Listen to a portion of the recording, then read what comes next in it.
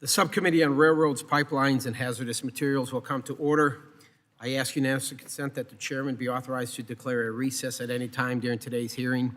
Without objection, so ordered. I also ask unanimous consent that members not on the subcommittee be permitted to sit with the subcommittee at today's hearing and ask questions. Without objection, so ordered. And as a reminder, if members wish to insert a document into the record, please also email it to documentsti@mail.house.gov. I now recognize myself for the purposes of an opening statement for 5 minutes. Today's hearing, we will discuss the state of commuter passenger rail with a focus on developing commuter rail to ensure it is safe, efficient, cost-effective, and that it meets the demands of the public. Investments and innovation in our rail infrastructure are essential to building a robust and competitive American transportation system. We must ensure that federal policies and spending are balanced with a realistic analysis of consumer demand for commuter rail and the best use of taxpayer dollars. Technology has now made it possible to work remotely. Many workers have responded by purchasing homes farther from the cities and foregoing their daily work commute. This naturally affects commuter rail ridership and demand. Commuter rail service is primarily designed to address a high volume of passengers traveling to and from cities, operating in metropolitan, suburban, and ex-urban areas. These systems can be a cost-effective transportation alternative for these longer commutes. Several local and regional agencies operate their own service, while others contract with Amtrak or private sector companies. These private sector providers help lower costs, improve services, and increase ridership. I look forward to hearing from today's witnesses about the challenges and opportunities for commuter rail services, as well as best practices to improve service, realize efficiencies, and increase fare revenues. Before I recognize Ms. Fushi, I'd like to take a moment to say we wish Ranking Member Payne a quick recovery. I look forward to seeing him return to work with us here in the subcommittee soon. And with that, Representative Fushi, you are recognized for 5 minutes for an opening statement. Thank you, Chair Nails, for holding this hearing today. The Research Triangle expects to add more than 1 million people by 2050, and we need to provide good mobility options.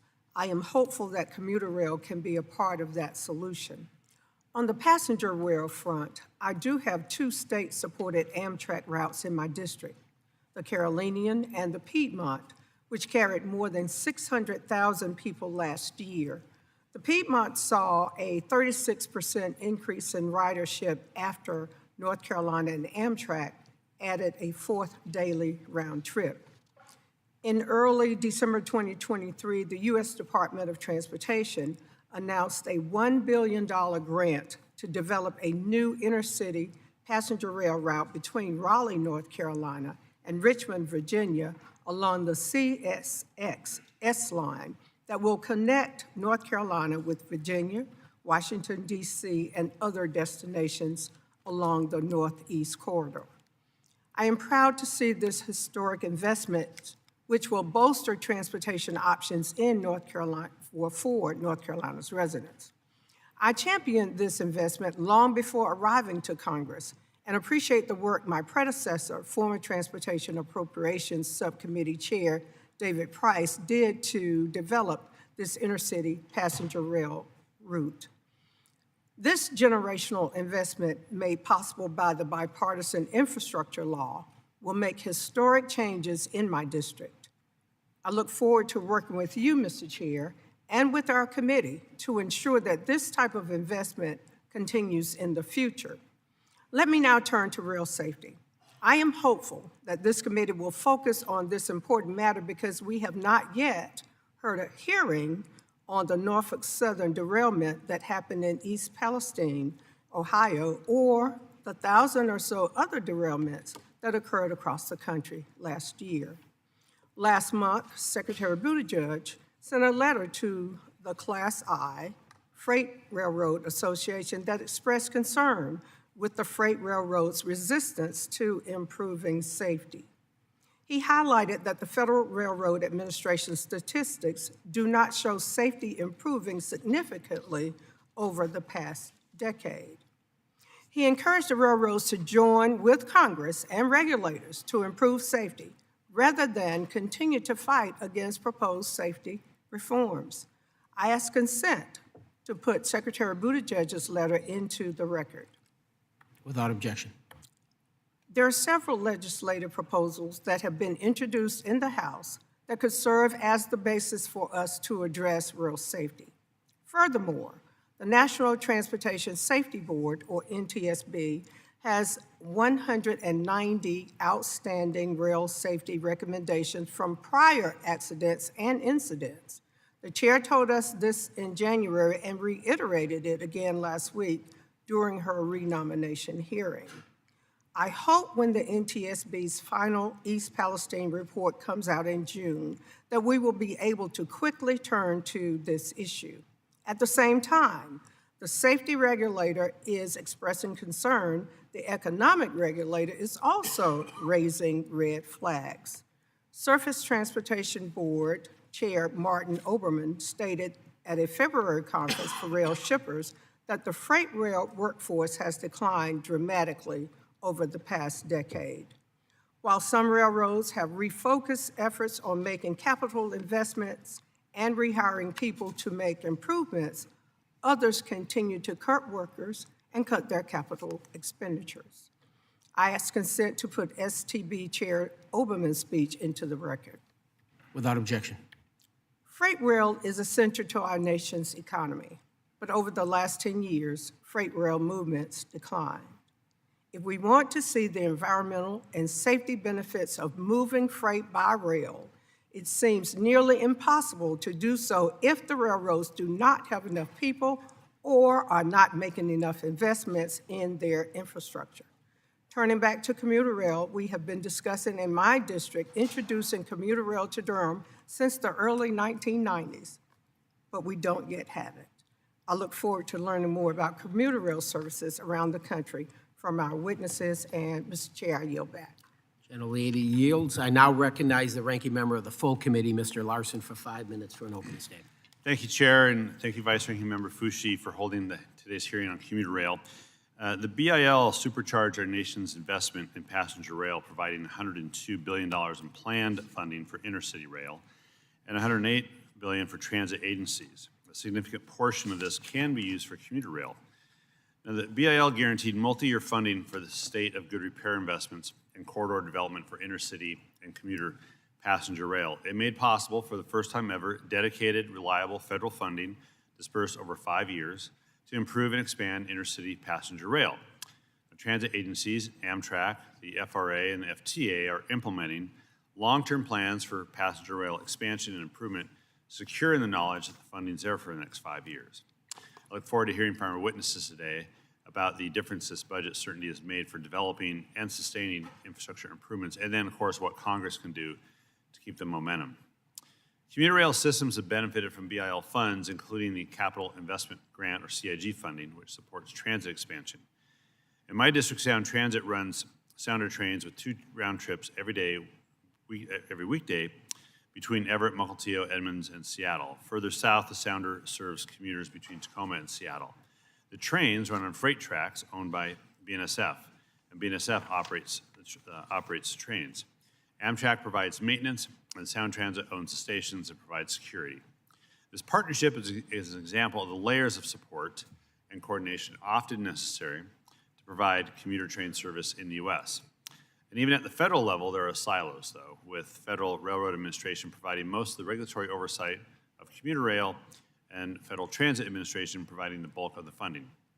So I look forward to hearing recommendations from the witnesses for the next infrastructure bill to make passenger rail funding and service more effective. Now, BIL passenger rail funding is creating jobs, it's growing regional economies, it's reducing congestion and carbon emissions, it's building a cleaner, a greener, safer, and more accessible transportation network. For example, the FTA announced over $631 million to replace 302 aging transit rail cars, including over $100 million for Metra in Chicago. That's just the beginning. This transformational investment in the BIL is a great start. I'm committed to ensuring reliable funding for long in the future. The BIL is also an investment in workers. Federal rail funding will develop a well-trained, diverse workforce to build, operate, and maintain intercity and commuter rail systems. So while commuter rail agencies have access to dedicated funding through transit programs, there's no similar guaranteed source of funding for intercity passenger rail. And without the BIL's advanced appropriations, intercity passenger rail is dependent on the annual appropriations process to fund its longer-term major capital projects. Since commuter rail often shares tracks with freight or intercity passenger rail, investments in commuter rail benefits those other partners. And the FRA's Consolidated Rail Infrastructure and Safety Improvement Grants, or CRISI, can be used to upgrade commuter rail property that is shared with Amtrak or freight rail, and the BIL guaranteed $5 billion in advanced appropriations for CRISI. And providing steady funding for intercity passenger rail will allow states and communities the certainty they need to plan and deliver more and better passenger rail service. So I thank the witnesses for being here today, for sharing your perspectives on these and other issues, and help us hear about the opportunities and challenges facing you all in today's environment. With that, I yield back. The ranking member of the full committee yields. Again, thank you all for being here. Look forward to hearing from each and every one of you. Before I would like to take a moment to explain our lighting system for all of you. There are 3 lights in front of you. Green means go, obviously yellow. Slow it down a little bit, you're running out of time. And then red means stop talking. I ask unanimous consent that the witnesses' full statements be included into the record without objection so ordered. I also ask unanimous consent that the record of today's hearing remain open until such time as our witnesses have provided answers to any questions that may be submitted to them in writing. Without objection so ordered. I also ask unanimous consent that the record remain open for 15 days for any additional comments and information submitted by members or witnesses to be included in the record of today's hearing. Without objection so ordered. As your written testimony has been made part of this record, the subcommittee asks that you limit your oral remarks to those 5 minutes. And now I'd like to briefly recognize Mr. Yakum to introduce our first witness, Mr. Noland. Mr. Yakum. Thank you, Mr. Chairman. It is my pleasure to introduce Mike Nolan, the president of the Northern Indiana Commuter Rail Transportation District, which back home in Indiana we call the South Shore Line. The South Shore provides a vital connection between South Bend, Indiana, and in my district, and Chicago, and many points in between, including the Indiana Dunes National Park. I and many other Hoosiers have fond memories of taking the South Shore to Chicago. I'm sure many people from Chicago have fond memories of coming to South Bend to catch maybe a Notre Dame football game. Mike has over 3 decades in the rail industry, and he's presided over major capital projects for the South Shore Line. I especially want to highlight the almost complete $650 million double-track project, which will further cut down the time from South Bend to Chicago by making the full route double-tracked so that eastbound trains don't have to wait for westbound trains and vice versa. Mike and I go way back, and I'm thankful that you invited him today to lend his deep experience and expertise to our conversation. Thank you, Mr. Chairman, and I yield back. With that wonderful introduction, I would like to now recognize you, Mr. Nolan, for 5 minutes. On behalf of the members of the Commuter Rail Commission Coalition, thank you, Chairman Nels, Ranking Member Larson, Congressman Fushi, for inviting us here today to testify on some very unique issues, challenges, and opportunities facing commuter rail across the country. I would like to also thank Congressman Yakum for his vigorous support of the South Shore Line, and of course, our wonderful Governor, Eric Holcomb, who has been an incredible cheerleader and champion for commuter rail in the state of Indiana, investing hundreds and hundreds of millions of dollars into our rail system. As mentioned, my name is Mike Nolan. Today, I'm here as chairman of the Commuter Rail Coalition, an industry coalition representing the public agencies that provide 98% of all ridership in the country, plus over 30 private sector consultants and suppliers that support our industry. I'm also president of the Northern Indiana Commuter Transportation District that operates the South Shore Line. And as Congressman Yakum mentioned, we're a 90-mile system that runs from South Bend, Indiana to Chicago, Illinois. I'll focus my testimony today on 2 specific areas. First is the lack of capacity in the excess liability insurance market, and second is the Amtrak statutory authority over public sector commuter rail operations. Commuter railroads purchase annually $323 million in excess liability insurance. That's the federal cap. The cap will be adjusted in 2026, and it is based upon the Consumer Price Index. That's the sole determinant of the cap raise. We expect that the cap will go up from $323 million to over $400 million when the CPI is used. To be clear, commuter railroads are not required to purchase up to the cap. We do so because we have to comply with our third-party contracts. If a commuter railroad is unable to place that coverage, contractors, software providers, host railroads like Class 1s can put us in breach of contract, and the likelihood is that some of us will have to suspend operations. The Commuter Rail Coalition is asking for Congress to give us a technical correction to the 30-day implementation rule that is currently in law when the cap is raised. We would like 365 days of time to place the additional coverage. Why 365 days? Well, if all of us, all 32 railroads in the country at the same time approach the excess insurance markets, we think it's very unlikely that we'll be successful. We have to go after these markets with a time when there's shrinking capacity in these markets, and if we're all there with 30 days to try to place that coverage, we don't think that's a recipe for success. For alternatives to our reliance on foreign insurance markets. We ask Congress to work with us to explore options and do studies. We also are looking for help from Congress, perhaps to support some loans so that we could establish a national commuter rail industry liability pool. We are looking for ways to exercise self-help to resolve this issue.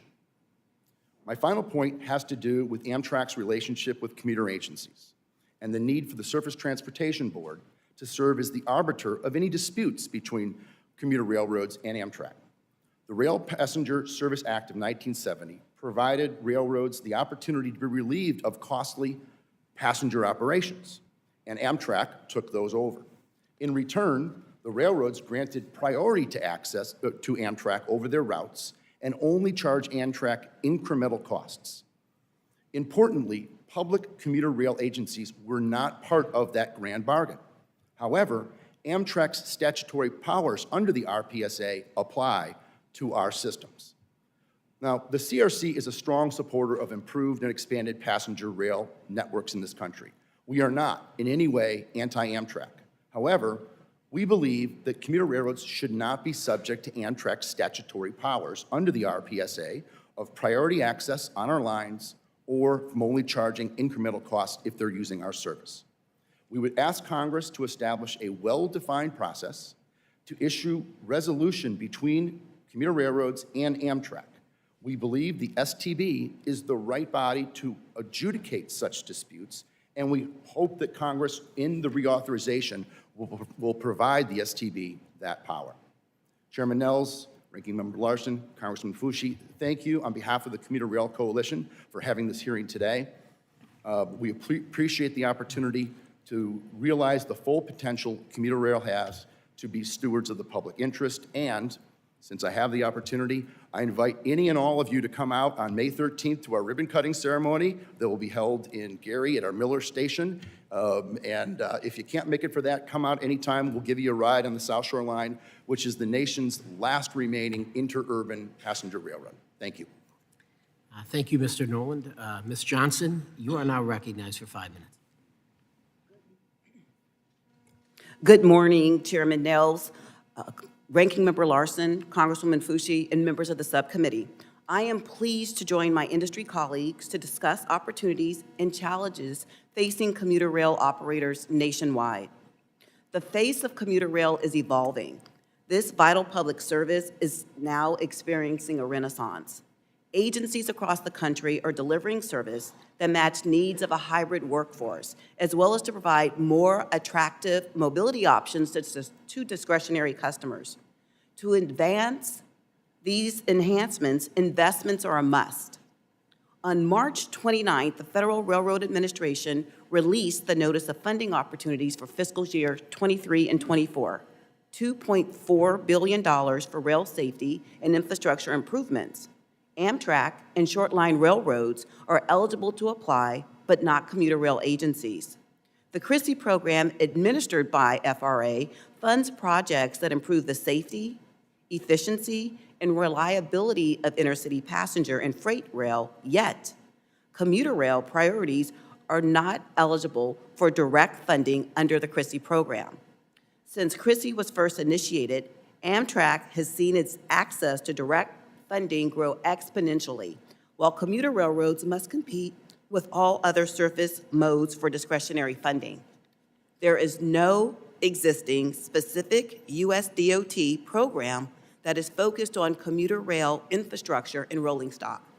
Commuter rail agencies seeking federal assistance to maintain a safe, efficient, and reliable network have been shortchanged.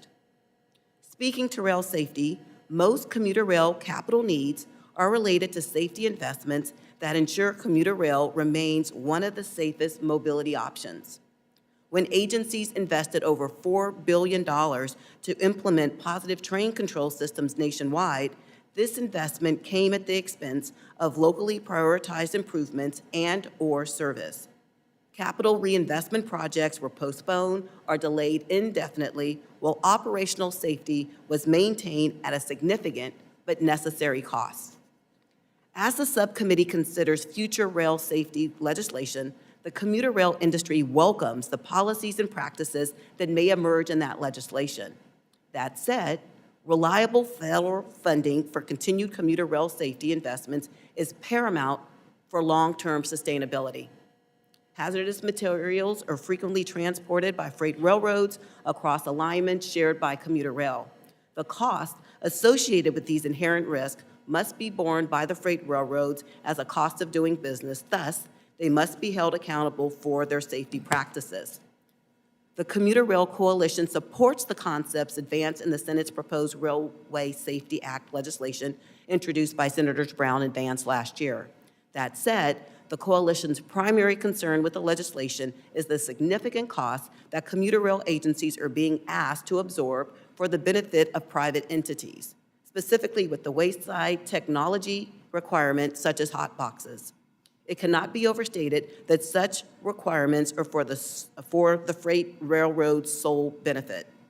Considering that commuter railroads operate under a much stricter safety regime than freight railroads, commuter rail operators foresee little, if any, benefit from the hot box detector introduction on our rights of way. While the Senate bill proposes the installation cost to commuter railroads be partially offset by a new reimbursable federal funding program, coalition members have significant concerns with this requirement. First, taxpayers should not shoulder private entity costs of safely moving freight. Second, the reimbursement program envisioned in the Senate bill would neither fully cover the hot box detector installation costs nor the required ongoing maintenance. And third, many commuter railroads currently have unfunded capital projects that are a matter of public necessity. Diverting public funds for a private sector purpose is not good government. Congress has an opportunity to address these concerns and several others in any final legislation. On behalf of the Commuter Rail Coalition, we look forward to further collaboration. Mr. Chairman, Congresswoman Fouché, and Ranking Member Larson, it's been a pleasure to appear before the subcommittee today to share concerns as an industry and, most importantly, to express our support for achieving even greater safety levels in the commuter rail industry. Once again, I offer our collective expertise and assistance as you move forward on safety legislation and ultimately the reauthorization of the Surface Transportation Bill. Thank you. Thank you, Ms. Johnson. Mr. Desch, you are now recognized for 5 minutes. Turn on your little button. Well, pull the mic closer. It should turn on red. Do you see a little red?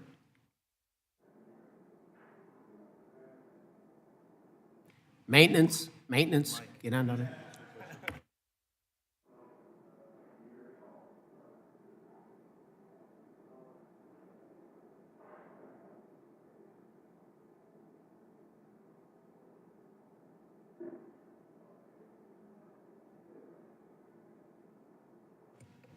Try this again? Okay, thank you very My much. apologies. No. All right. I'm sure it was my fault.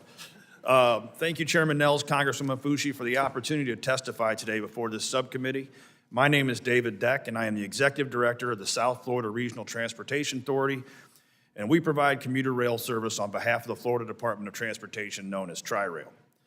I'm here today to talk about two main topics: the benefits that the commuter rail industry has derived from utilizing outside private contracted services, and some additional views on overall rail safety. But first, I'd like to add that the additional funding that we have received through the federal formula funds and the new rail car replacement program, both a result of the bipartisan infrastructure law, have provided critical assistance that will allow us to address important capital replacement needs. Also, we all recognize that COVID-19 has fundamentally changed the way we live and work, including altering commuting patterns. I am very pleased to report that Tri-Rail ridership has steadily grown over the last few years, and as of the last couple of weeks, we are exceeding pre-pandemic ridership numbers.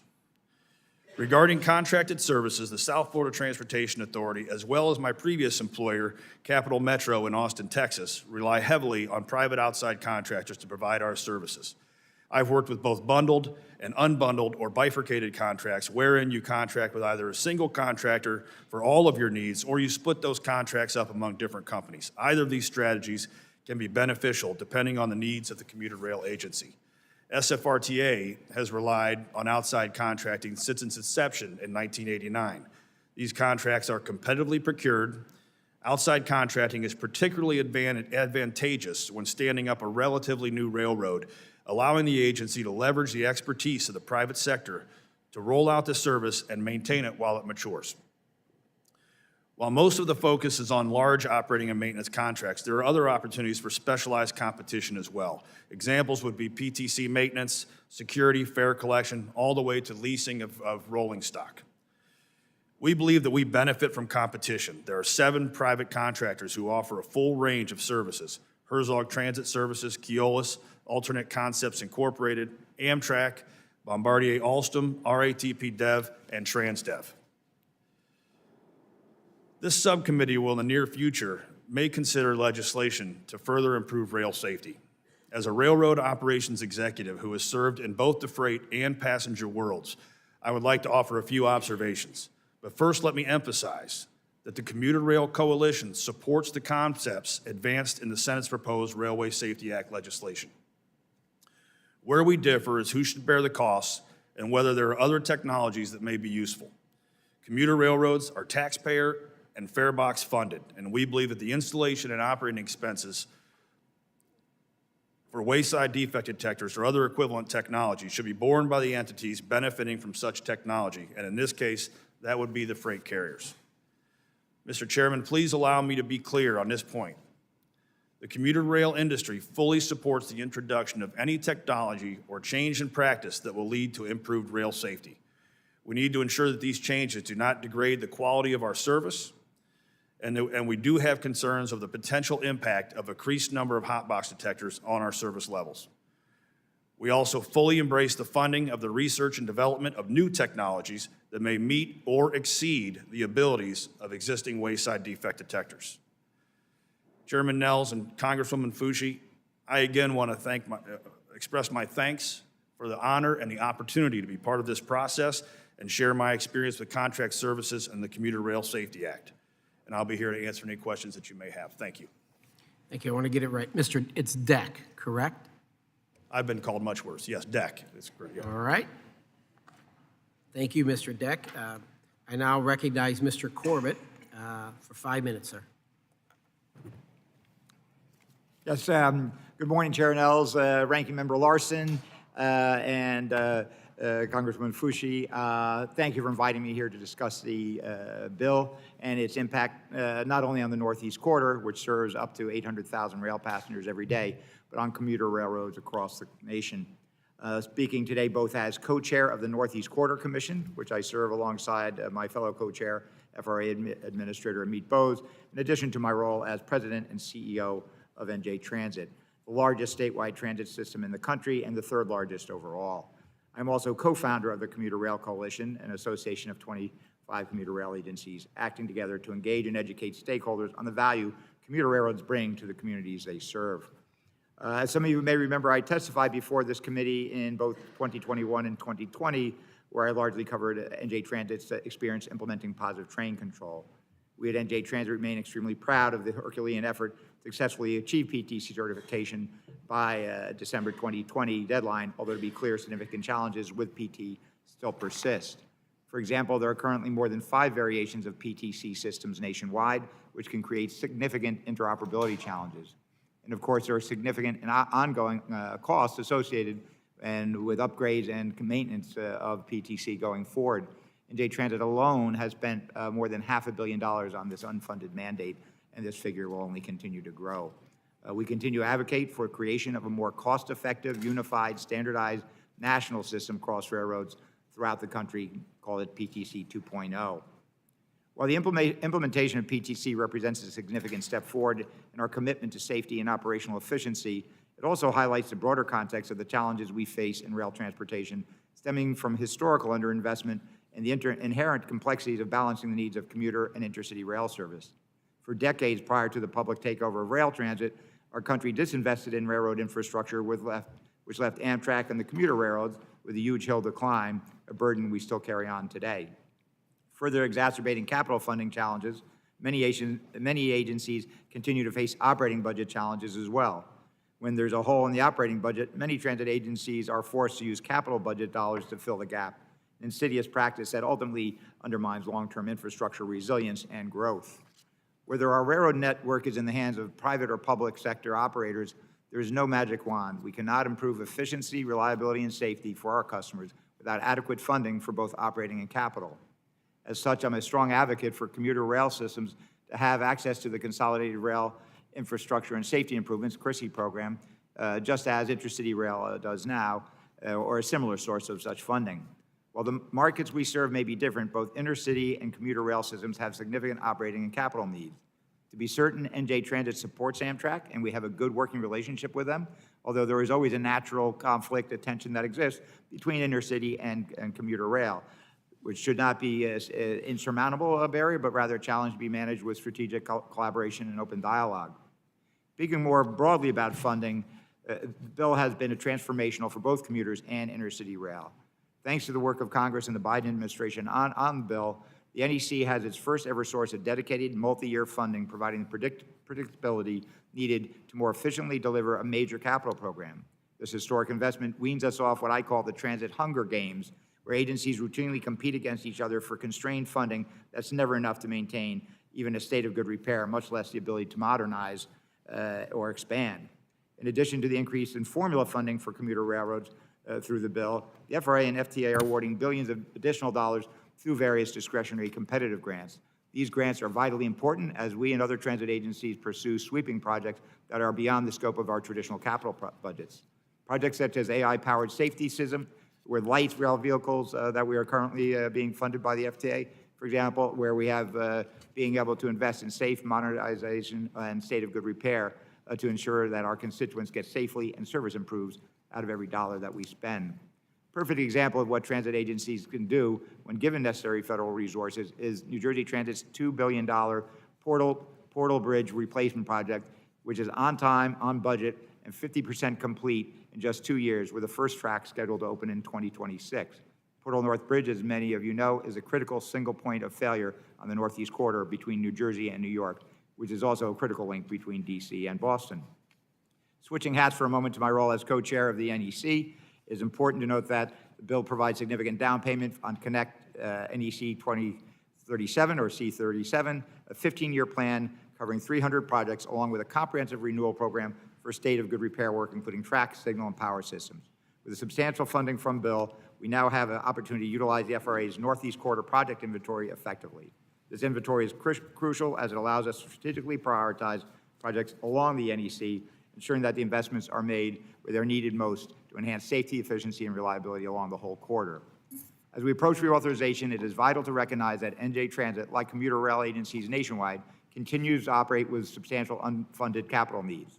For example, we are incredibly grateful for the passage of bill. This funding will not be sufficient to bridge the nearly $5 billion gap between funded and unfunded projects in our unconstrained $17 billion capital plan. Reauthorization presents a critical opportunity to secure the necessary funding to bridge this gap. For this funding to be effective, it must be guaranteed like the funding provided in bill. The guaranteed advance appropriation that bill provided was a game changer for the Northeast Corridor and allowed agencies to more effectively plan their hiring, purchase equipment, and sign contracts. It's also essential to streamline funding mechanism to reduce the complexity and increase the efficiency of how federal funds are allocated. This also boosts confidence among manufacturers and contractors and other stakeholders crucial to our projects. Infrastructure has historically been a bipartisan issue in this country, and I am hopeful that this spirit of cooperation will continue through the reauthorization process, enabling us to tackle our significant capital needs head-on. Thank you, Mr. In the interest Corbett. of time, I'll close. Thank you. You're a great, we'll have time to ask questions, but thank you so very much for your attention. I'd like to briefly recognize Ms. Napolitano, who will introduce our final witness, Mr. Kettle. Thank you, Mr. Chairman. I'm proud to welcome Mr. Darren Kettle, CEO of Metrolink, to our committee. Good to see you again, sir. Metrolink is a major transportation provider for the residents and businesses in my district throughout Southern California. He was appointed in 2021 as Metrolink CEO. He has more than 30 years of experience, effective transportation leadership in Southern California, having worked for 3 of the 5 Metrolink member agencies, including my neighboring San Bernardino County Transportation Authority, Riverside County Transportation Commission, and most recently, he was Executive Director of the Ventura County Transportation Commission. He has overseen implementation of positive train control and gone beyond to ensure safety and the next generation of feeder locomotives. Mr. Kettle, thank you for being here, and thank you to all the witnesses for attending, and we look very much forward to your testimonies. Thank you, Mr. Chair.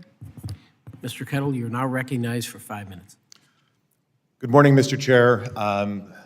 Thank you for having me here. Good morning, Ranking Member Fauci. Again, my name is Darren Kettle. I'm the Chief Executive Officer of Metrolink, Southern California's 6-county commuter rail system.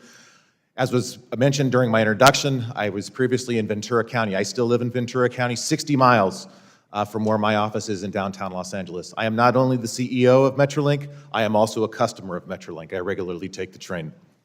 Metrolink was formed 3 decades ago by Southern California's transportation agencies and operates on a dedicated right-of-way as well as with active freight lines.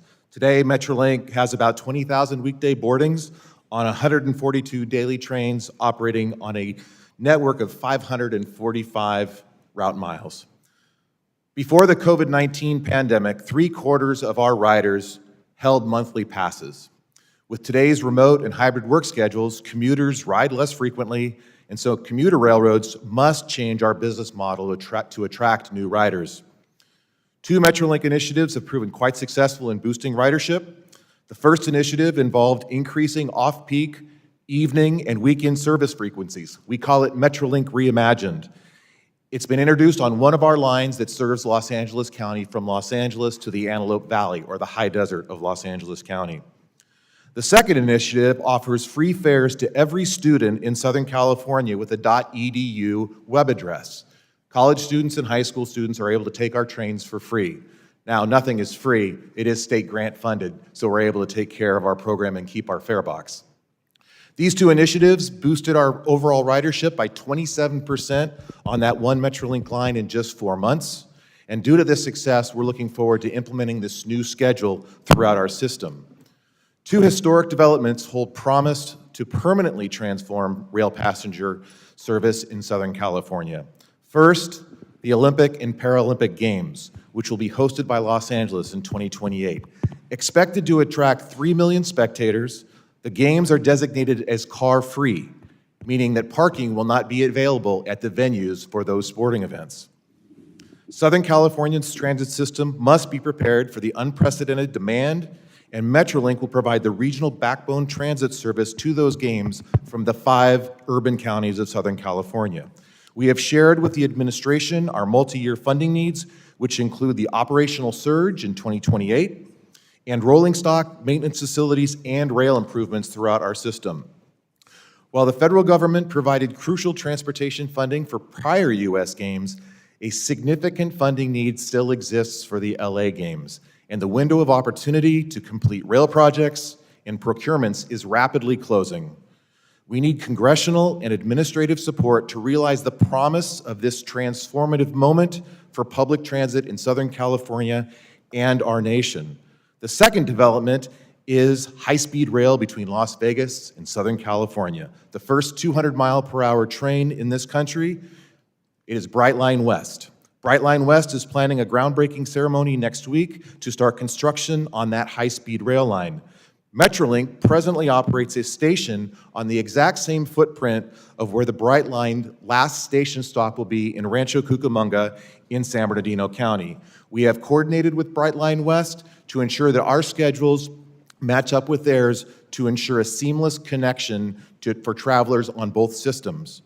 By attracting those currently traveling by air or by highway, high-speed rail can significantly boost passenger rail use throughout Southern California.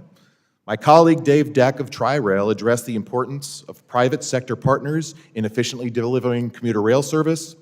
Metrolink also operates on a contracting business model, enabling us to efficiently ramp up our future operations and maintenance, temporarily for LA 28 in those Olympic Games, but also the longer-term connections for high-speed rail.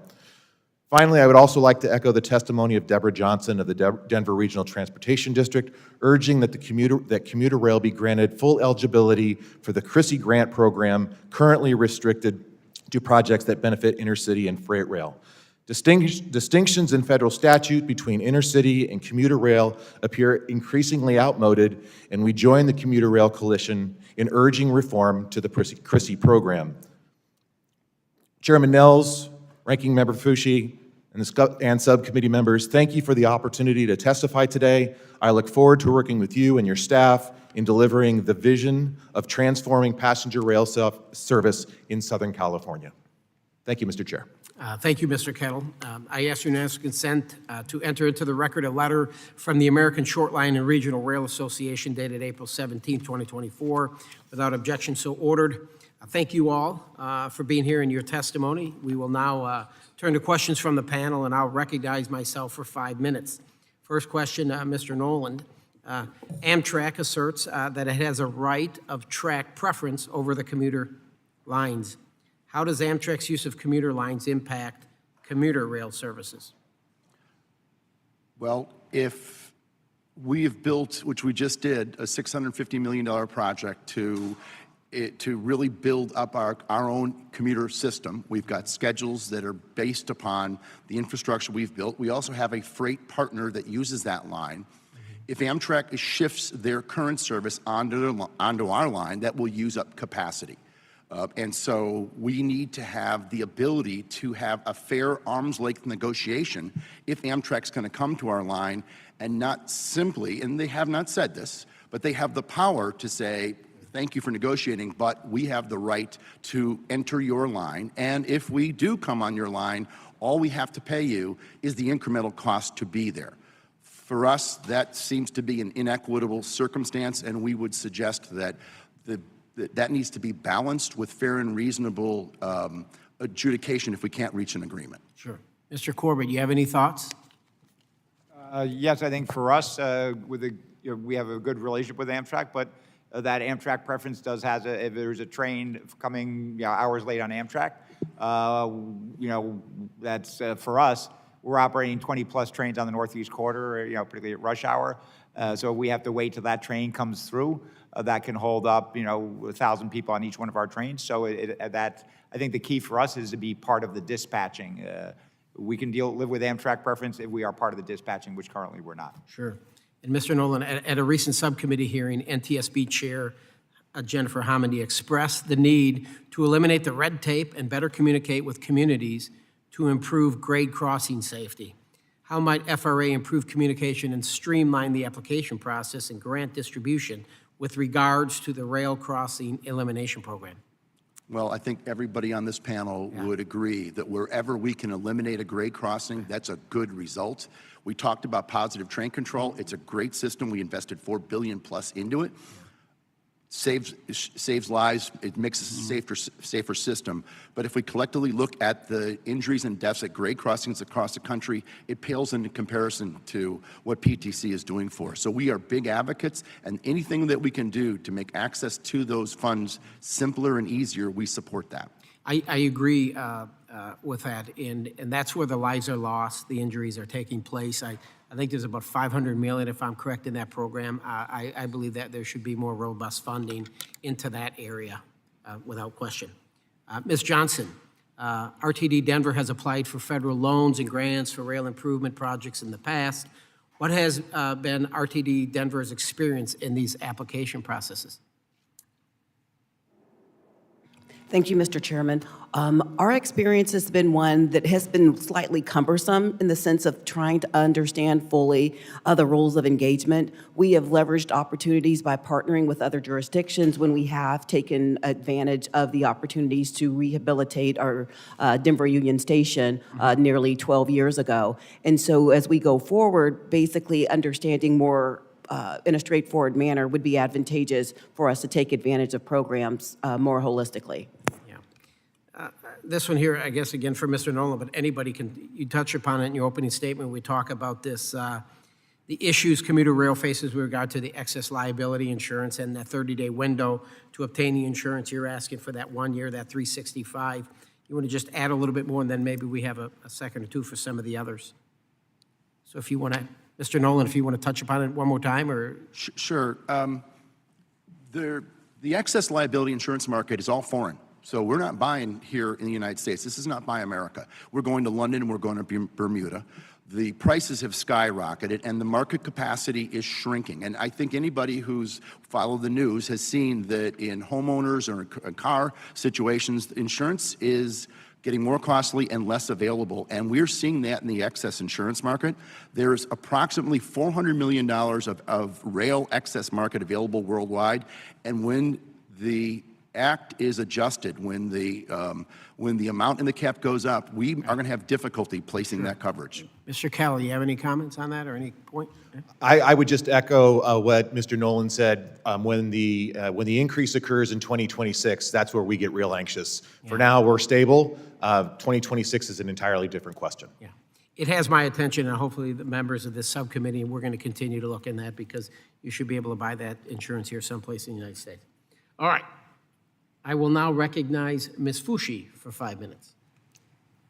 Thank you, Mr. Chairman, and thank you again to the witnesses for your testimonies today. This question is for any or all of you. Do your contract partners work with rail unions? We work with rail unions. So I can address that. Yes, our outside contractor in South Florida, we do deal with we are organized labor both on the transportation, dispatching, and on the maintenance of equipment side, as well as maintenance of way. So yes, ma'am. Ms. Fushi, Deborah Johnson once again. We are part of a concessionaire agreement, and in reference to the employees that they have, their signalmen are unionized, but the conductors and engineers are not. On the South Shore Line, we directly provide service. We have 300-plus employees who are with 5 different national rail unions. We are right now in negotiations, so we're no different really than a... Thank you. The next question is for Mr. Corbett. Should other regions of the country have similar regional commissions to the Northeast Corridor Commission? And if so, what would be the benefits of that? Thank you. I think we have seen it be very beneficial. It's been a growth curve, a learning curve since the commission was created. But we really see that now, particularly with the funding, we're able to prioritize and cooperate and work collaboratively with Amtrak. Sometimes there's tension. When it was all the Pennsylvania Railroad, intercity and commuter rail, even within one company, that's a natural tension, but we worked that out. And I think the success and the progress we've made at the Northeast Corridor Commission would be a good role model for some other regions as well, yes. Mr. Deck, do you think the flexibility in the Senate version of the Railway Safety Act that allows railroads to submit a plan to the Federal Railroad Administration for alternate technology options for hot box detectors gets to your concern on what alternative technologies there might be to hot box detectors?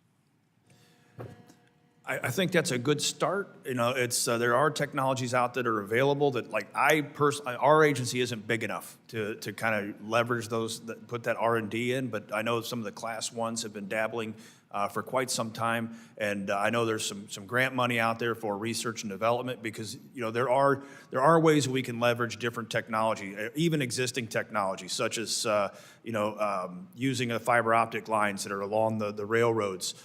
With advances in machine learning, you have the possibility to map the acoustic footprint of what is a healthy bearing. So over time, with enough research, you should be able to map that out and then be able to pick out an overheating or malfunctioning bearing, which will be far more effective than waiting every 10, 15, 20 miles. In a March 2023 press release, the Association of American Railroads stated that they would immediately install 1,000 additional hot box detectors every 15 miles. What are your thoughts on why they would say that if the technology is obsolete? The technology's there. It is a surefire way to add a layer of protection. I think that that's a small market. I'm a supporter of wayside defect detectors. I installed them in Austin when we didn't have any. We have upgraded our defect detectors here. I worry about the supply chain and being able to fulfill those orders, which I think will affect the cost for all of us, which is, I think, why we need to look at some alternatives. Thank you, Mr. Chairman. I yield back. The gentlelady yields. I now recognize Mr. Keene for 5 minutes. Thank you, Mr. Chairman. I want to thank our witnesses for being here today. I would especially like to thank Mr. Kevin Corbett, President and CEO of New Jersey Transit, for traveling south to inform us of the challenges faced by New Jersey Transit and also the critical work they do for the great state of New Jersey. Mr. Chairman, thank you for holding this hearing, as it's critical for my constituents in the 7th District of New Jersey, which relies heavily on commuter rail on a daily basis. May that be for commuting eastward into New York City in the morning, or commuting westward in the afternoon, or reverse on those routes in the morning and the evening. The ability to catch a children's sporting event or other activities, or to make or to access dinner with their families, and on a timely basis, having an efficient rail system is vital for that to happen. It needs to be predictable commutes, and it needs to be as easy as humanly possible. New Jersey Transit is operating efficiently is vital for all New Jerseyans. As Mr. Corbett knows, my constituents are enthusiastic about the Hunter flyover, that it basically constructs a flyover south of Newark Penn Station to eliminate at-grade crossings and to reduce conflict between trains, increases capacity for New Jersey Transit and for Amtrak alike, enabling New Jersey Transit to improve Raritan Valley Line service. That is why I introduced, and this committee and the whole House has passed, the One-Seat Ride Act, which directs the Secretary of Transportation to conduct a cost-benefit analysis of a one-seat ride trip versus a transfer trip option during peak hours on New Jersey Transit's Raritan Valley Line. This committee and this House should recognize the immense benefits commuter rail has for the state of New Jersey and the Northeast Corridor, but also the potential for future benefits to the entire nation. Mr. Corbett, as I know, you're extensively familiar with the Gateway Project and its benefits, not only to New Jersey, but to the entire region and to the country. Additionally, I know we have spoken many times regarding the need for a one-seat ride option on the Raritan Valley Line before the completion of the overall Gateway Project. As you know, I worked with one of your predecessors over a decade ago to secure the first ever off-peak option for Raritan Valley Line commuters. A key part of having a full-time redundant system throughout New Jersey and throughout the region is making that the Hunter flyover is a reality. In September of last year, it was announced that FHWA awarded an additional $425 million in federal transportation dollars to NJDOT as part of the federal August redistribution process. I know that funding is key for completion of the Hunter flyover. Is New Jersey DOT allocating any of these funds for this project? And what is the current status of the Hunter flyover completion? Thank you, Congressman, and thank you for all your efforts on behalf of New Jersey Transit and for our regional and national economy in that context. Hunter flyover, as you know, a one-seat ride and a smooth transition. The flex funds that we get from FHWA does not have that flexibility to cover Hunter flyover because that's just a pure rail bridge. We did put in for a raise grant for it, a competitive raise grant, but that we did not get, that did not make the cut for a raise. And I think that's one of the reasons we're looking at Chrissy, because this would be a kind of bridge that would be perfect for Chrissy. It'll improve both Amtrak. Instead of going for a ladder across, cutting across the Northeast Corridor, it will bring the Raritan Valley line over and tie in right into the corridor smoothly, so not disrupting Amtrak or our Northeast Corridor trains, but be able to tie right in, so it is a critical piece of infrastructure. But that's the challenge. We're in the preliminary design work for that, but to get the funding to really go to full design and contracting, we need to, we do not have that funding. So that's a critical issue, and that's one of the things we would like to see. Why Chrissy And the ones, as you know, the one-seat ride on the Raritan Valley line can be completed long before the Gateway project is complete. It's vital to my constituents and needs to be prioritized. As you mentioned in your testimony, there's always a natural conflict that exists between New Jersey Transit and Amtrak. But what are these conflicts? You said they were managed with strategic collaboration. Specifically, what are the most common areas of conflict between New Jersey Transit and Amtrak operations, and how are they usually resolved? Well, I think for the purpose of regarding the bill, I think the money that we spend on projects, say like Elizabeth Station, if they are projects that are beneficial to us, but not necessarily a priority for Amtrak, the workforce availability has been the biggest cause of delays and cost overruns when they're not able to provide protection. And I think one of the things we've done through the Northeast Corridor, as this money's coming in, to allow these projects to move ahead quicker, is for projects where Amtrak cannot supply their workforce in a timely manner, is for us, we're doing a pilot program right now for County Yard Delco LEAD project, where we will do the flagging because it's for our benefit, and our flaggers will be properly trained, but so that we can do that, which will free up Amtrak's labor force to be able to work where they do have their limited resources as they ramp up. They're adding a lot, but right now they can't, they struggle to provide adequate flagging up and down the corridor. Perfect. Thank you. I yield back. Gentleman yields. I now recognize a very valued member of this subcommittee, Mr. Moulton, for 5 minutes. Mr. Chairman, thank you very much. It's an honor to be here with all of you. Mr. Chairman, you talked about how more people are working remotely. We heard that from a number of our witnesses. My estimation is that this will delay some of the ridership goals that were laid out before the pandemic, but not ultimately reduce them. And I was going to brag about how, as of February, Boston commuter rail ridership had reached 96% of pre-pandemic levels, but Mr. Deck has already surpassed pre-pandemic ridership. So congratulations, and I won't pat ourselves on the back for that. But the bottom line is that commuter rail systems need to modernize. In Massachusetts, we're talking about converting from a commuter rail system to simply taking people in and out of the city to a regional rail system that will fundamentally get people around the Commonwealth faster. That's when they're valuable, if they can get you around faster. Now, when we have highway hearings, we often talk about EVs and self-driving vehicles, but most of the clips from this hearing could be from 1949 because we're fundamentally talking about technology that is 75 years out of date. Ranking Member Larson talked about the contributions of the bipartisan infrastructure law to intercity rail services like Sound Transit, which, like my MBTA commuter rail in Boston, operate with essentially 1950s technology at 1900s speeds. By the way, not 1920 speeds, because by 1920, most speeds were faster. And if you compare commuter rail timetables from 1920 to today, they're mostly faster in 1920. That's pathetic. Vice Chair Fushi talked about intercity passenger rail in North Carolina, a great investment, but the reality is that ridership estimates for this new system are very low compared to highway or air traffic numbers for one clear reason: they're too slow. I'm grateful for Mr. Yakum, actually, because he was, I think, the only member to discuss actually increasing speeds, which Mr. Nolan is accomplishing on his system. And Mr. Kettle, thank you very much for talking about the importance of high-speed rail, even though there was no dedicated high-speed rail funding in the bipartisan infrastructure law. So one question I have for all of you is, what are you doing to actually increase speeds, to attract riders because you can get people faster where they need to go?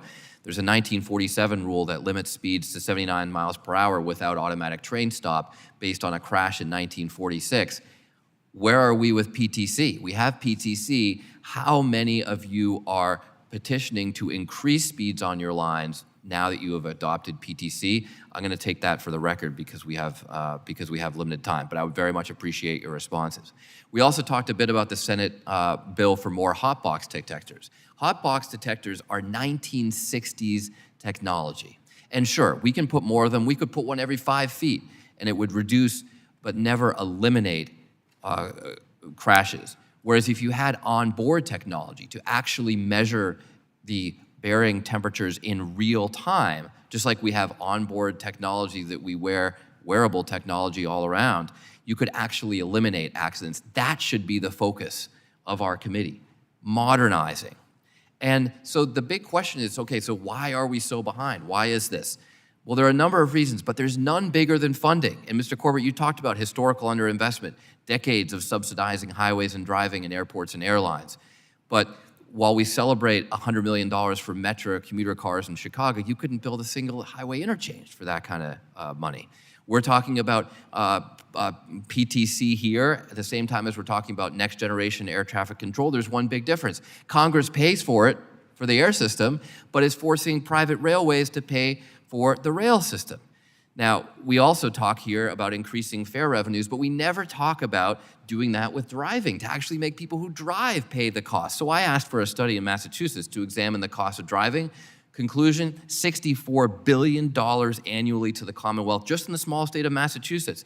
That's $14,000 per person that they are paying with their tax dollars to subsidize people who drive, even if you don't own a car. Even if you don't own a car, that's what we're paying to subsidize driving. And instead, the MBTA system in Massachusetts is estimated to save about $15 billion a year because of increased, that's just in terms of the highway that we don't have to build and the 3,000 acres of parking spaces we don't require.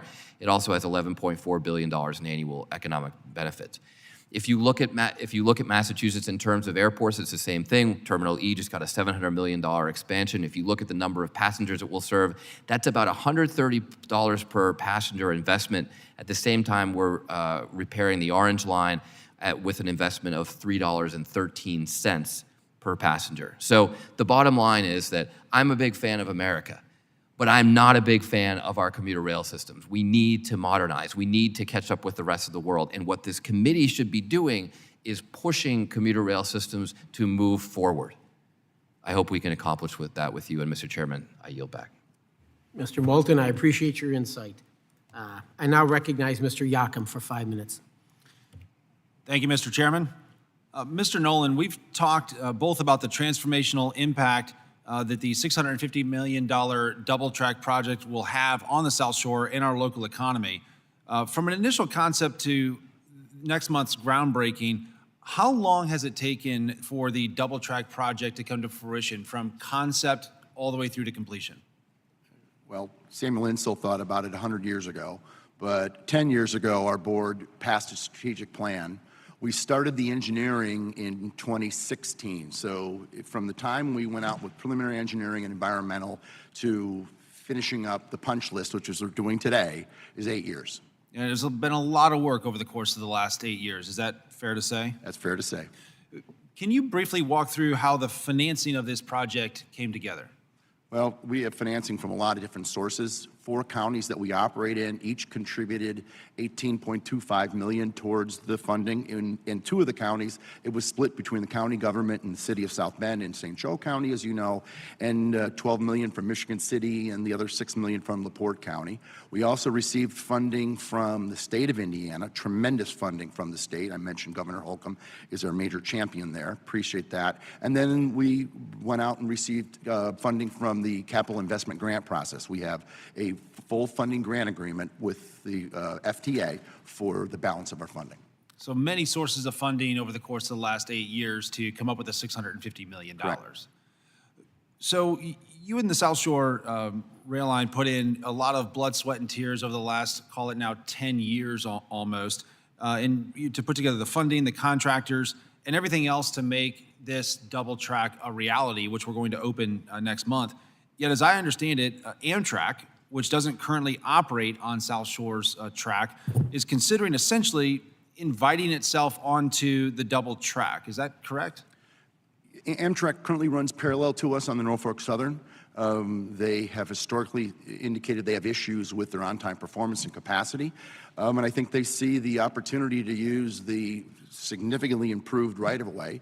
And so we've had conversations with them, and they've indicated they'd like to strongly consider moving their operations over to our line. And if they do that, you would have very little bargaining power over Amtrak's compensation to you. And it would be essentially Amtrak that tells you what it believes is going to be a fair rate for them to come onto your tracks. Is that correct under current federal law? Absent across-the-table negotiations at arm's length, Amtrak does have the statutory power to come on our service and only pay incremental cost.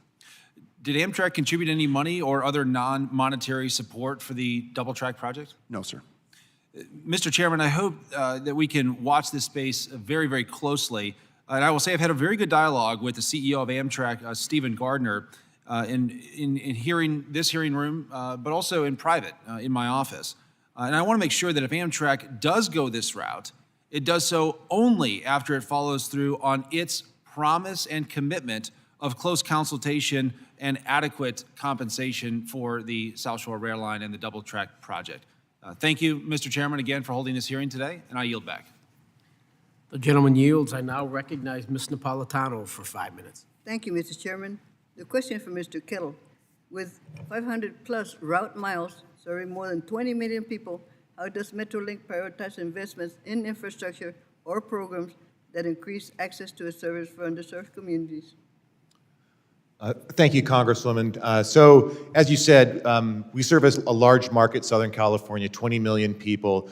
Many of the lines that we operate on originally were freight railroad lines, and they go through a number of disadvantaged communities throughout Southern California, including your district, but all over Southern California where we have residents of lower incomes. We've established a couple different programs. One that we're quite proud of is a program that allows for any individual with an EBT card to get 50% discounts on the ability to ride our trains regardless of age. We also have programs for active military and seniors. And of course, I mentioned during my opening remarks our Students Ride Free program that has been tremendously successful across the region. As I've said, I ride the train, I see the students, I see what it's doing to change their lives, and it's growing our ridership, so it's a win-win. Thank you. You mentioned a concerted effort to replace older, more polluting locomotives with the cleaner models. Why does Metrolink need to add cleaner burning diesel locomotives to its fleet? How many do you have now? What impact will these newer locomotives have on Southern California? How many is the agency seeking to purchase? Our current fleet is a fleet of 55 locomotives. 40 of those are virtually brand new Tier 4 locomotives, the cleanest burning diesel locomotives in the country. I don't think anybody will question that Southern California has historically had a real challenge when it comes to air quality. So it would be irresponsible for us if we didn't make best efforts to make sure that our entire fleet is, that entire fleet of 55 is the cleanest burning diesel engines you can find. Our goal is to get to 53 of our 55 to be Tier 4 locomotives. Again, the oldest ones we have are only introduced into our fleet in 2017, so they're brand new. And then we are going to be testing the market of zero-emission push-pull locomotives. We received a regional grant most recently in the amount of $60 million for us to start looking at exploring zero-emission push-pull locomotives. It would be the first demonstration of that type of technology in the country. And I should mention real quickly, we will also be launching our hydrogen fuel cell multiple unit in the region in where we have some of the dirtiest air in San Bernardino County between San Bernardino and Redlands. It'll be the first zero-emission multiple unit, hydrogen-fueled, in revenue service in the United States. Thank you. California, as in other states, has severe housing shortage. How does Metrolink service help connect people living in more affordable areas of the region get to their employment centers? Again, we live in a vast region. Some of our trips are 70 or 80 miles because that's where the affordable housing is, whether you do work in Orange County or Los Angeles County. And our trains get there. We have started working with home builders to provide incentive programs. As new homeowners are purchasing homes in outlying areas that are more affordable, we're working with home builders to develop programs to get people onto our trains so they know that the commuter rail system in Southern California can be an option for them besides driving a car. Great. Would you explain a little bit of what you've done with the positive train control to better the service? Positive train control, along with all of my colleagues, it's been something that we have pursued. We were the first to actually have it in the country in Southern California. What we've learned with PTC, though, is that it's all about safety, but we are finding value added in PTC. Most recently, we have been able to connect positive train control to shake alert. Everybody knows Southern California has an occasional earthquake. So now we are set up to the point where shake alert through PTC alerts our engineers, depending on the severity of the earthquake. It may entirely shut down that train if it's within a certain radius of where the earthquake occurs, or it may simply tell an engineer that an earthquake has occurred, you need to slow your train or stop it. So we're taking the opportunity of this safety technology and taking it to a whole nother level. Thank you very much, Mr. Chairman. I yield back. The gentle lady yields. I now recognize Mr. Stauber for 5 minutes. Thank you, Mr. Chair. I know we are discussing commuter rail today. However, I want to discuss crime. And crime is happening on all modes of public transportation, buses, transit rail, commuter rail, you name it. It wasn't always this way, but Minnesota has changed with our current governor at the helm. It is now known for leniency for criminal behavior. There's no better proof than the Metro Transit in Minneapolis. Let's start with a quote, party car. On the 3-car light rail, operators never enter the middle car when the light rail switches directions. This was quickly noticed by a certain crowd. The middle car now attracts riders who are more likely to smoke or break rules, so much that it is conversationally known as the party car, that middle car. So instead of cracking down on the bad behavior, however, the Democrats in Minnesota, they took a different approach. Fare violations are now a petty misdemeanor, a $35 ticket instead of a $180 misdemeanor charge, and they've replaced police officers with Transit Rider Investment Program, TRIP agents, non-police agents who are to remind criminals of their behavior. Now it has become so bad that they are considering reducing the size of the trains, rolling out a 2-car train instead. Instead of punishing the criminals, our state would rather punish our good citizens who are just trying to get to or from work. To our witnesses, I know Minneapolis is not alone in the fight against crime, but it is clear our state leaders are lost on this issue. What have your commuter transportation systems done to ensure the safety of your passengers? Mr. Kettle. Thank you, Congressman. As I mentioned in my earlier remarks, I'm a user of our system. I ride the train, I'm a customer. I see what our customers see on a daily basis. What we've addressed on our system, and generally speaking across the country, commuter rails are considered relatively safe as in the transit sector. But that's not enough. We have Los Angeles County Sheriff deputies that ride our trains regularly. My Chief of Safety, Security, and Compliance ensures that we have strong metrics that then, yes, sir. So, Mr. Kettle, I appreciate that. Specifically, if I am on one of your trains, something happens to me, will there be a sheriff's deputy there? We do not have sheriff deputies on every train, no. We target. Okay, so in that case, Mr. Kettle, somebody assaults me or one of my children, what do I do? On our trains, we make sure that, first of all, we have conductors on all of our trains that have immediate access to our security operations center. If something occurs, our conductors immediately call that into security. What's the time frame? Well, in a 545-mile system and sheriff deputies spread throughout, it can take a couple of train stations before our sheriff is able to be on our trains. Okay. Mr. Corbett, how about you? If somebody's yes. being assaulted, tell me the pace at which they could get immediate help. Congressman, also we have our own police force, extremely proud police force. We do deal with counterterrorism with the New York, Philadelphia market, so we have a lot of experience. We also deal with You see more drug-related crime. Do you have law enforcement on every train in case? We don't put them on every train, similar, but what we do have is the next station. We tell our crews generally not to get involved with the assault, but we put through legislation we just got passed in New Jersey 2 years ago that allows us to, if you're an assault, we protect certainly our train crews so that we don't have to, through the court system, that it's raised the, as a felony, so it's a serious felony, so that we do that, and then we're able to ban them from riding the system. Thank you, Mr. Nolan, how about you?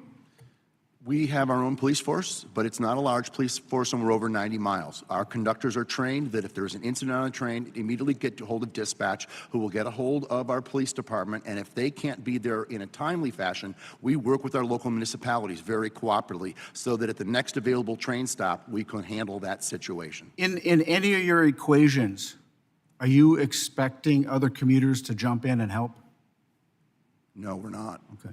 Ms. Johnson, how about you?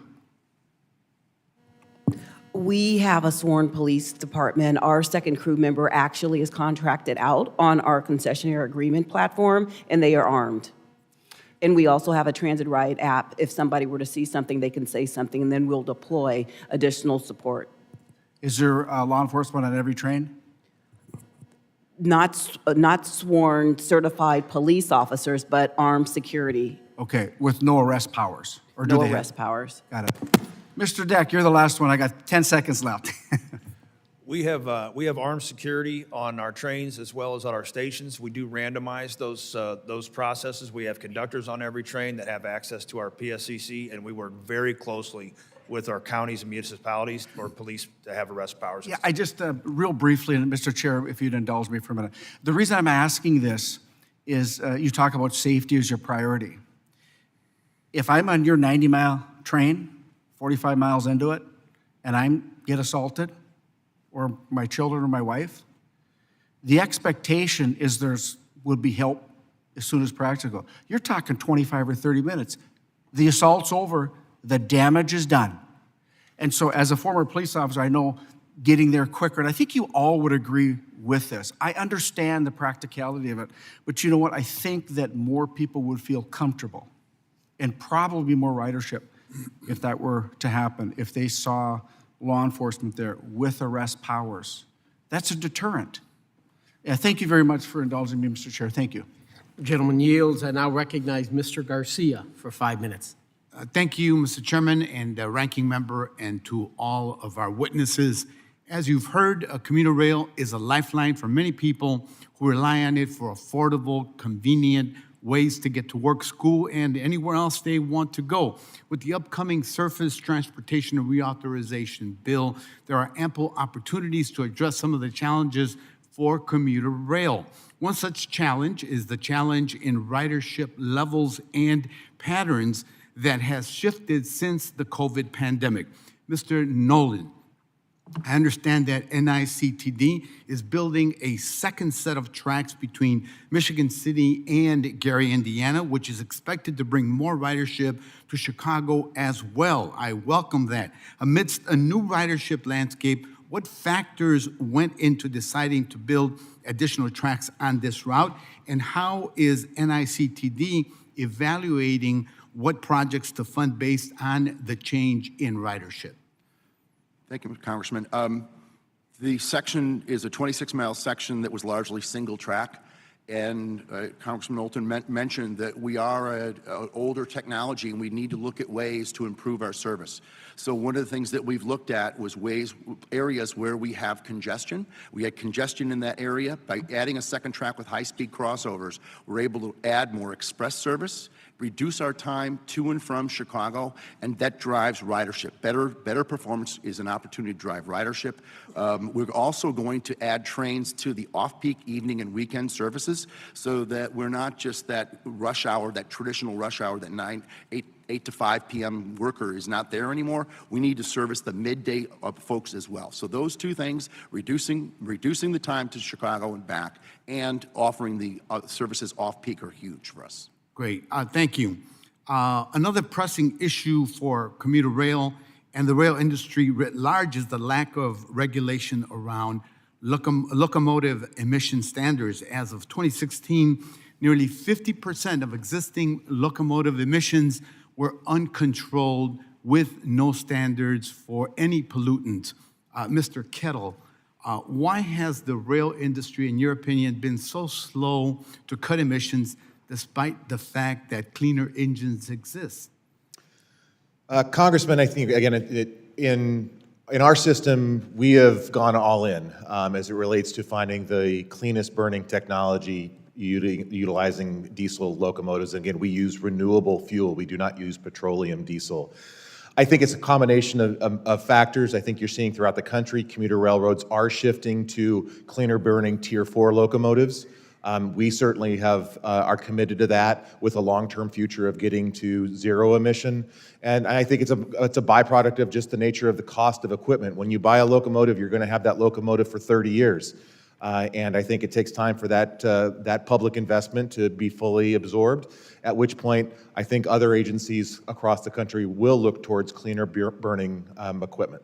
Well, thank you for that answer. And just following up on it, the people most harmed by pollution from these emissions are rail workers and communities around those railroads. Communities like my district, which has some of the worst air quality in the country. What can we do at a federal level to speed up the transition to Tier 4 or zero emissions engines? It really does boil down, Congressman, to funding. And you've heard my colleagues talk about the CRISI grant program and our eligibility or lack thereof. I think it's a question that as you look towards a reauthorization, making sure that there are opportunities for agencies like ours to pursue funding for those cleanest burning technologies. Very well. Thank you so much, Mr. Chairman. I yield back. The gentleman yields. I now recognize Mr. Burchett for 5 minutes. Thank you, Mr. Chairman. Mr. Kettle, Metrolink is taking some steps, I believe, to reform its commuter rail business model. What would ticket prices be for you to break even? It's going to take some time for us to play this all out, Congressman. It's a great question. I think what we're going to look towards is by growing the number of riders, we're hoping to keep our fares exactly where they are today as we grow our service. It's just going to take time to see if that generates the ridership that we hope it does, because we can't keep doing the business the way we have been doing it. What's your current deficit? Well, I think that any commuter railroad in the country is going to say we are a public transit agency. Right now, our current... That's just a simple question. Yeah, all right. Our fare box recovery right now is 13%. So public sources besides our fare box come to that number of 87% that requires additional public support. So you don't have an exact number of your deficit? I do not. I can provide that to you, sir. I would like that. You serve a region in Southern California from San Diego to Los Angeles counties. It seems to me like it's the state and county's responsibility to subsidize your services, not the federal government. Your request that the Federal Transit Administration would waive interest on 2 locomotives because California passed some very costly and very, very burdensome rail regulations, to me is out of touch. Our nation is already $35 trillion in debt, and billions in federal handouts are already available to rail. California's excessive regulation is a problem, and it's folks like you that if y'all don't speak up at the state level, it's only going to get worse for everyone else's sake. The rest of the country shouldn't have to pay for California's mistakes. I yield the remainder of my time, Mr. Chairman. The gentleman yields. I now recognize Mr. Johnson for 5 minutes. Thank you, Mr. Chairman. Today, the demand to increase accessibility, opportunity, and equity through infrastructure improvements are more attainable than ever before because of the Infrastructure Investment and Jobs Act passed by Democrats along with a few Republicans, Joe Biden's legislation, which provides $1.1 trillion, I think probably $200 billion of that going to rail, the largest investment in the nation's rail system probably, well, I don't know how long it's been, but it's been a long time and it was long overdue. We did it, but we need to do more. And when finding solutions to the challenges confronting commuter rail systems, we cannot overlook the critical necessity of adequate funding for capital projects, service expansion, and enhancing transit ease of access, particularly for underserved communities. Mr. Kettle, you've caught a lot of flack for being from California today. That's unfortunate. Not that you're from California, but you're catching flack for being from California. But how, in your testimony, you discuss Metrolink's commitment to delivering safe and convenient passenger rail service while emphasizing the importance of federal support for the commuter rail industry's modernization efforts. How does Metrolink ensure its service expansions and improvements benefit all community members, including those living in areas with little to no transportation access? Thank you, Congressman Johnson. The Metrolink system is an expansive system, 545 miles. We go through a lot of communities, many communities where freight railroads have long traveled.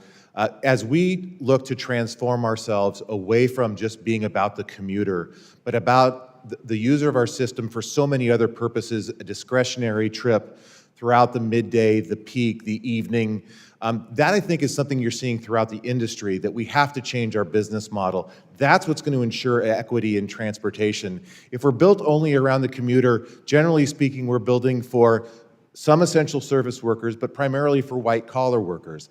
That's not what we can be for the long term. And by instituting and implementing more midday service, evening service, and weekend service, that's providing equity and mobility that our region's never seen in a region as large as Southern California. So that's where we're going full steam ahead to try to make that happen. We see that as our real opportunity for our future. Well, it definitely seems like a viable alternative, particularly as commuter rail passengers ridership has declined since the pandemic and the advent of work from home. What programs and initiatives can the federal and local government implement to mitigate barriers in service for marginalized groups such as language, mobility, and awareness? Well, the Metrolink system, the nature of access to our system, I think it comes back to frequency and reliability of service for those that use our system. Access, we can always improve our access at our facilities, at our stations, on our equipment that is in some case out of date. So I think those are areas as we overhaul equipment, those are our opportunities. But I do think, Congressman, the biggest opportunity for us to make sure that we're providing access is making sure we're providing frequency and reliability of our trains throughout our system so that people can count on us when they need us. Thank you. Have you seen collaboration between federal, state, and local governments in advocating for support and funding for transit projects or programs? And where do you see the need for improvement? The very nature of our system, we operate a 5-county system. I work for five counties that make up the Southern California Regional Rail Authority. We're all about collaboration. We all come together to fund our system. Our locals, those counties are funding a big part of what we're doing. It's not all in the federal government, but we do come to the federal government, state government to help support the needs of the region. So we're very, very strong in our collaboration at all levels, including Sacramento as well, the state capital. Thank you, and that concludes my time, and I yield back. The gentleman yields, and now recognize Mr. Menendez for 5 minutes. Thank you, Chairman. First, I just want to let our ranking member, Congressman Payne, know that we're thinking about him, wishing him a speedy recovery. I also want to welcome Mr. Corbett, who serves as the president and CEO of NJ Transit. NJ Transit operates bus, light rail, and commuter rail throughout New Jersey, carrying thousands of people every day to work and helping our constituents move through the region. NJ Transit provides an essential service to the state and to our district. Last fall, they sprang into action to take on additional bus routes after private companies operating in Jersey City announced the closure of several essential routes. I applaud NJ Transit for ensuring that our constituents remain connected to essential resources and preventing gaps in service.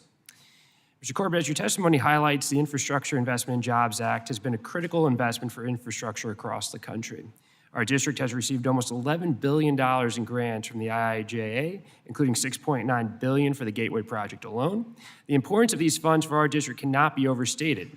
Just yesterday, NJ Transit and Amtrak service was disrupted along the Northeast Corridor for hours due to overhead wire problems, disrupting the evening commute for thousands of people.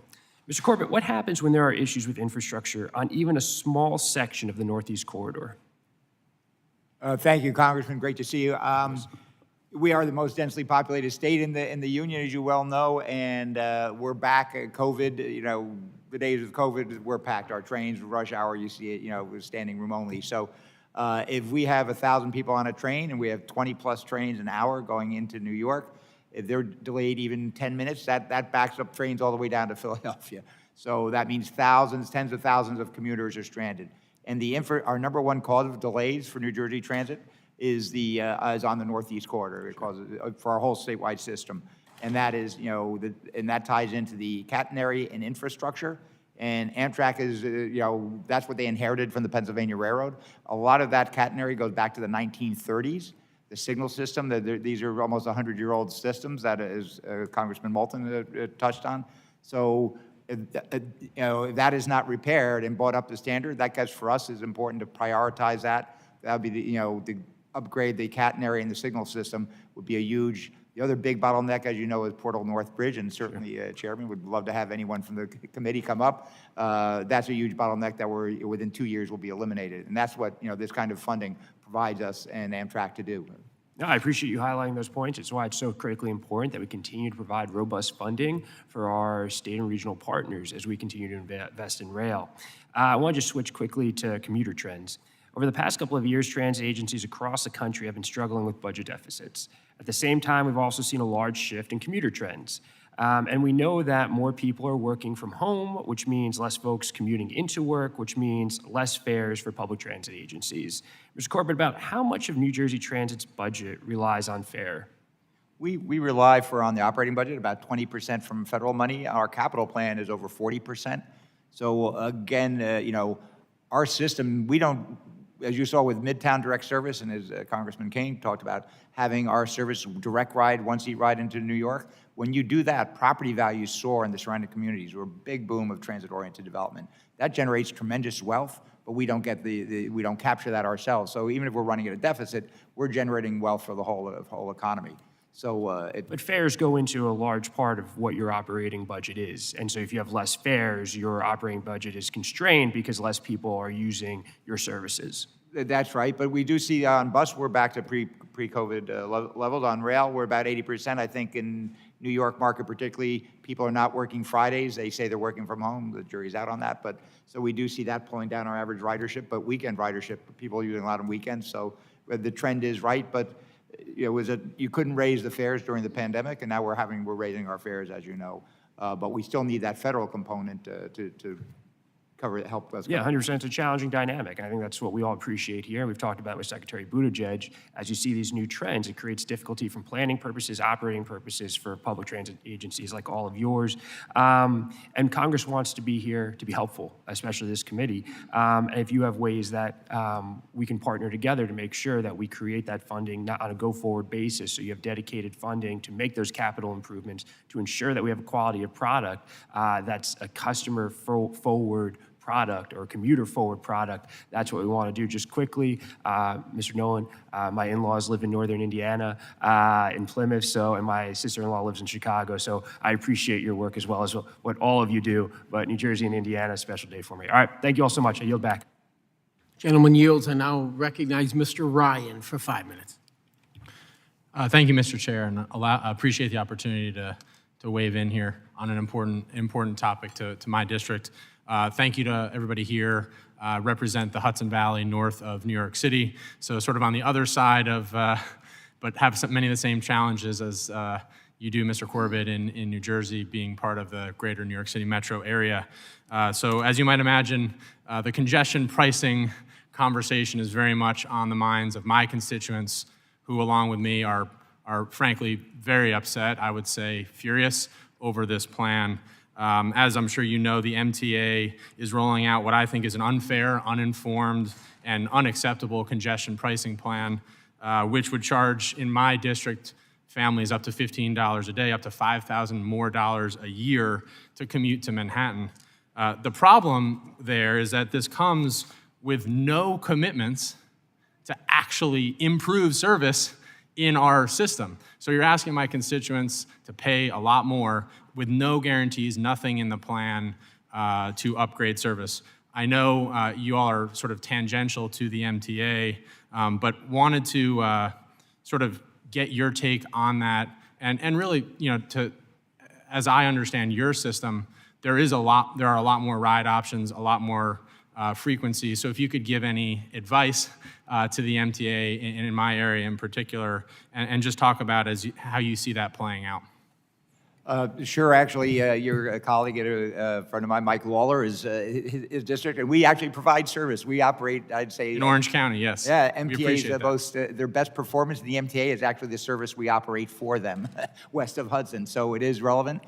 Certainly, there are places in the world where congestion pricing has worked, Singapore, Oslo, London, whatever, but in this case, it really is just shifting the problem out and MTA is taking that money, but it's not going to benefit, for example, our west of Hudson MTA service even. So we need to share in that money if it comes so that we can provide that service, and we need the capital investments to be able to get a one-seat ride from Orange and Rockland County through into Penn Station, New York. And right now, we're getting zero, and it's just pushing the pollution. So we were very disappointed, and Governor Murphy certainly is fighting, and I know Congressman Lawler is working with Congressman Gottheim, for example, to really make sure that there's an equitable sharing of that funding if indeed it does go through. And I appreciate you being direct and actually letting the facts and the reality guide us rather than some delusional plan, particularly in the outer boroughs. And I do want to thank you. Orange County is about half of my district, so you all operate that system. And most people don't realize, west of the Hudson River in New York State, there is no way to get to New York City without going through New Jersey, which, no offense to New Jersey, but just doesn't make a lot of sense. And the fact that $0 from this huge multi-billion-dollar plan are going to go to improve service to my constituents is incredibly frustrating, and I think a significant public policy failure. So I appreciate your continued partnership on this, and look forward to working with you and others that if we are going to force this through, which it sounds like they're going to try to do, I would like and will continue to push for investments in a single-seat ride for west of the Hudson for my constituents and all the residents of the Hudson Valley. So that's the main topic that I wanted to bring up, and appreciate everybody here and your commitment to all of our communities. I yield back, Mr. Chair. The gentleman yields. I now recognize Mr. LaMalfa for 5 minutes. Thank you, Mr. Chairman. Appreciate it. Thank you, panelists. Let me launch right in here with, as a Californian here, we've been observing the debacle that the high-speed rail project has been for many years. It took several times on the ballot for voters to even have a crack at whether they wanted to decide to be bonded by $9.9 billion for the project that was told to be a $33 billion project. Now the real numbers are out, and it's well over $120 billion. The project needs at least $100 billion from some other source that is unknown. Private investment is not happening. They're not coming in unless you can guarantee a return, which is prohibited by the initiative that put that in place. So you can't guarantee or underwrite the high-speed rail system. So, Mr. Deck, I wanted to run this by you here.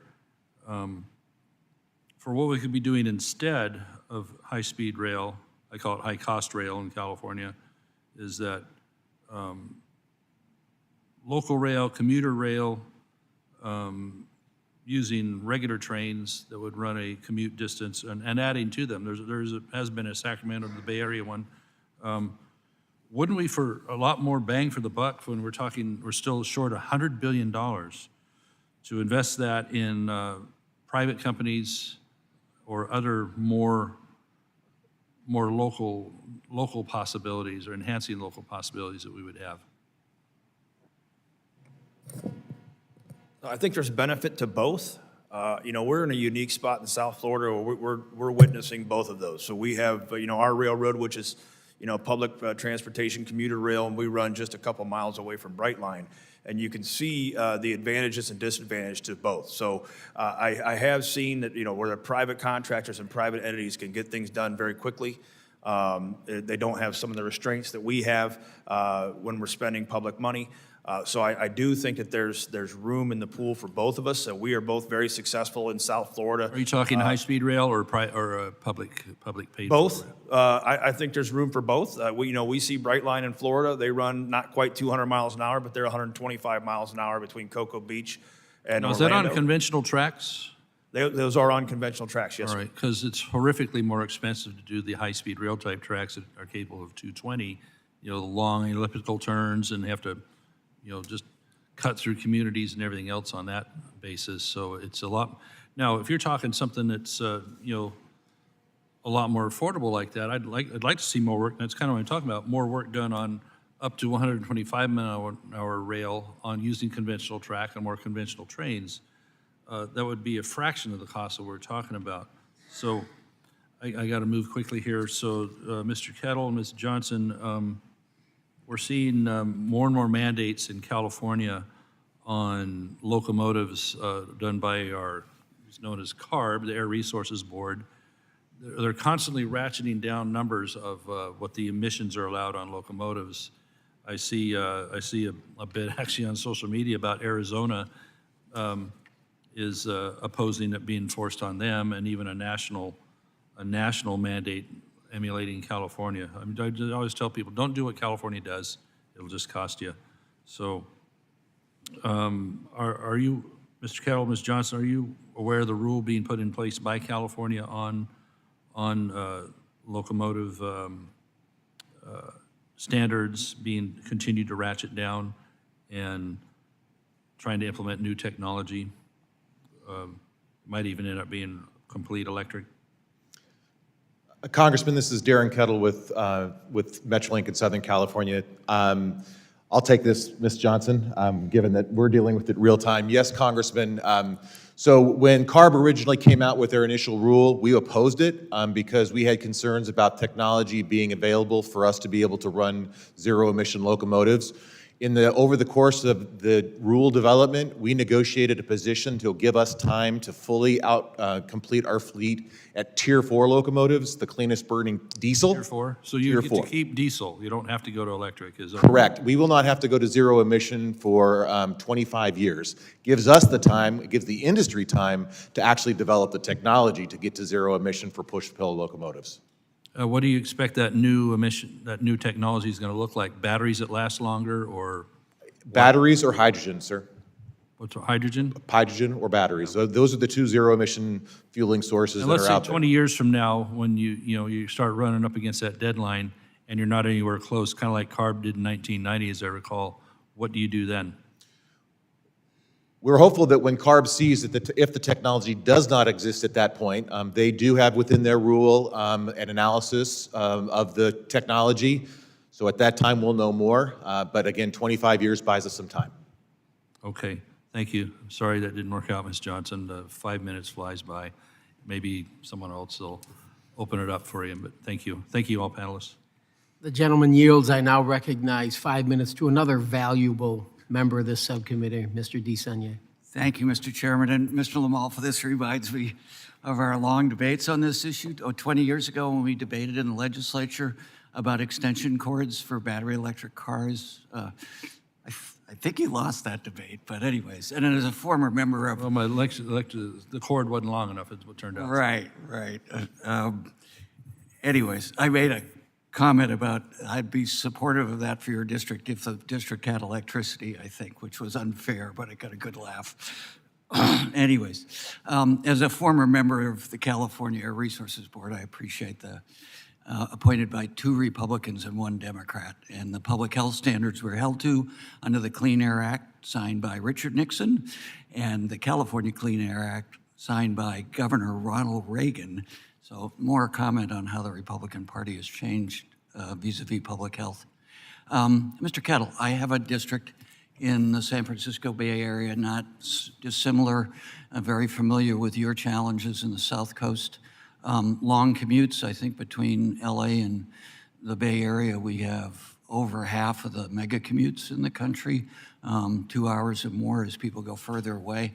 So in that context, in many years of trying to figure out how our investments in California, very car culture, in transit, in commuter, intercity, and intracity rail, and high-speed rail, and the challenges of peak trips. So when I was on the MTC, we had an agreement in one of our RTPs that we would reach 10% of our peak trips.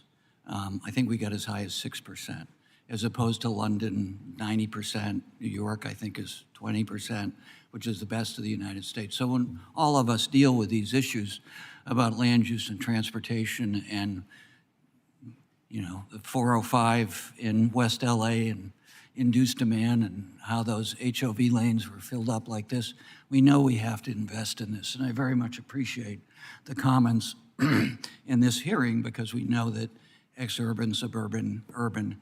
But what's changed in the last few years is what's happened to the economy. Certainly in the Bay Area, where we're going through layoffs, in Silicon Valley and San Francisco, we probably have close to 40% vacancy in downtown San Francisco. For my commuters, 25 miles east of that, they, particularly people who are in the tech industry and can do it, remote work. So we have a great opportunity, and of course, not to bore the rest of you with Prop 13 and initiatives in municipal revenue and transportation revenue in California, but how do you see your challenges, just when we were starting to attract more people into traditional peak commutes, that would make that fare box recovery and make more discretionary opportunities for your governing board? This is a wonderful opportunity, but it's fraught with risks and challenges. So how do we take advantage of this? Not punish people to make them start to go back into work and the employer doesn't pay for that commute time. In California, we rely predominantly on sales tax, which is regressive. So this is the wonderful opportunity in areas like yours and mine, but it's fraught with challenges. Thank you, Congressman DeSaulnier. Good to see you again, sir. Yes, so in Southern California right now, the peak has changed. 4 years ago, the world changed. In Los Angeles, our major urban center where jobs had been plentiful and vacancy rates were low, we are at about the same as the San Francisco Bay Area and the San Jose area, where, again, two markets that had large peak commute periods. The other thing that's really changed is that the peak has changed. What used to be this 9 in the morning or 8 in the morning to 5 in the afternoon is fundamentally different. So we're looking at how do we reimagine who we are to provide train service at different times of the day, into the evenings and on weekends, because it can't just be about that commute. And so that's our push.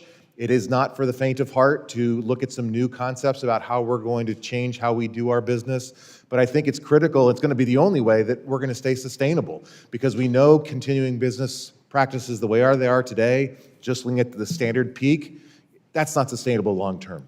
Just briefly, we know that density is very important in modeling around the world. So getting those peak trips and reverse peak trips and getting higher density around your hubs and transit-oriented development, could you respond to that? Completely agreed. The density is important, but again, in Southern California, where affordable housing is in the outlying areas and we still have essential workers that need to get to urban areas, we've got to make sure we're getting to some of those less dense areas as well. Thank you very much. I yield back. The gentleman yields. We're going to go to a second round. Mr. LaMalfa has other questions for you, so we're going to do that. So, Mr. LaMalfa, second round, go ahead, sir. Thank you. I just have a retort, too, for my great colleague from the Bay Area there. The Republicans didn't leave those pieces of legislation that Reagan and others have signed. They left us, okay? They've been weaponized for 50 years and turned against us, and court decision on court decision. We're still all in for those positive things, but at this point, you can't even hardly make a move to do simple things.